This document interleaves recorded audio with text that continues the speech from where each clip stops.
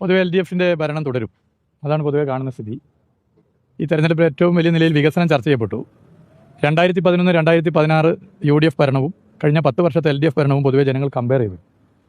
അതുകൊണ്ട് വെളിച്ചത്തുള്ള കേരളം ഇനിയും വീണ്ടും ഇരുട്ടിലേക്ക് പോവില്ല. നേരത്തെ ഇരുട്ടിൽ നിന്ന് വെളിച്ചത്തെ കൊണ്ടുവന്നതാണ്. അതാണ് പൊതു അഭിപ്രായം. പിന്നെ UDFിൻ്റെ നേതൃത്വം ഏപ്രിൽ 9 മുതൽ മെയ് 4 വരെ ഭരണപക്ഷം പോലെ സംസാരിക്കുകയും പെരുമാറുകയും ചെയ്യും. അതിന് പല കാര്യങ്ങളുണ്ട്. ഒന്ന്, നല്ല നിലയിൽ ഫണ്ട് കളക്ഷൻ നടത്താൻ സൗകര്യം ഉണ്ടാകും. കാരണം ഭരണത്തിൽ വരാൻ പോവുകയാണ്. അതുകൊണ്ട് ഫണ്ട് പിരിക്കാനൊക്കെ സൗകര്യം എന്നുള്ള നിലയിൽ ചില ആളുകൾ പറഞ്ഞേക്കുന്നു.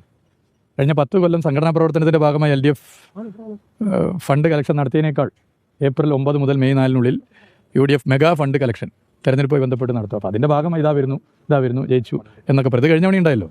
2021 വോട്ടെടുപ്പ് കഴിഞ്ഞ് വോട്ടെണ്ണുന്നതിനിടയിൽ ഇതുപോലെ വിജയമുറപ്പിച്ചു. വകുപ്പ് വിഭജനം, ആരൊക്കെ ഏത് വകുപ്പ് മന്ത്രിമാരാകണം എന്നൊക്കെ ചർച്ച ചെയ്തതാണ്. അപ്പോൾ അതൊക്കെ കേരളത്തിന് അറിയാം. ബാക്കി ഇപ്പോൾ വോട്ട് പെട്ടിയിലായി, കൂടുതൽ പറഞ്ഞിട്ട് കാര്യമില്ല.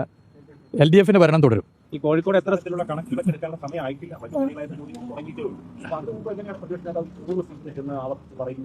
അല്ല, ഞാൻ പറഞ്ഞല്ലോ, അതിന് പല നിലയിലും കാര്യങ്ങളുണ്ട്. ഇപ്പോൾ പല സ്ഥലത്തും നിങ്ങൾ പരിശോധിച്ചാൽ കാണാം.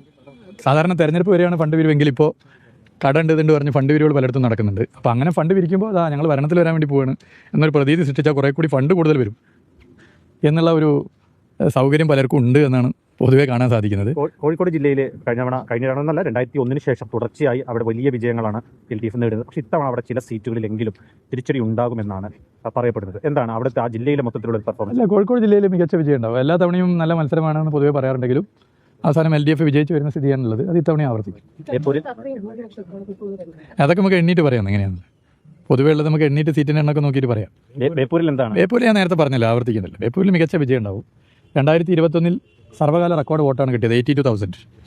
അതിനേക്കാൾ കൂടുതൽ വോട്ട് LDF നേടും. മികച്ച വിജയമാണ്. ഈ UDFിൻ്റെ ഒരു ആത്മവിശ്വാസത്തിൻ്റെ ഒരു പ്രധാന കാരണം അവർ തന്നെ പറയുന്നത് ന്യൂനപക്ഷ വോട്ടർമാർ കൂട്ടത്തോടെ അവർക്ക് അനുകൂലമായി നിന്നു എന്നുള്ളതാണ്. അങ്ങനെ കാണുന്നുണ്ടോ? അങ്ങനെയൊന്നും ഒരു കൺസൾട്ടേഷൻ ഇല്ല. ഡെവലപ്മെൻ്റ് ആണ് എല്ലാവരും ചർച്ച ചെയ്തത്. പിന്നെ പൊതു പൊളിറ്റിക്സ്, പിന്നെ കേരളത്തിൽ നേറ്റിവിറ്റി കാർഡ് കൊണ്ടുവന്നതും പൗരത്വ രജിസ്റ്റർ നടപ്പിലാക്കില്ല എന്ന് പറഞ്ഞ് വിജ്ഞാപനം ഇറക്കിയതൊക്കെ തന്നെ മതനിരപേക്ഷ മനസ്സുകളിൽ നല്ല മതിപ്പ് LDF സർക്കാരിന് അനുകൂലമായിട്ടുണ്ട്.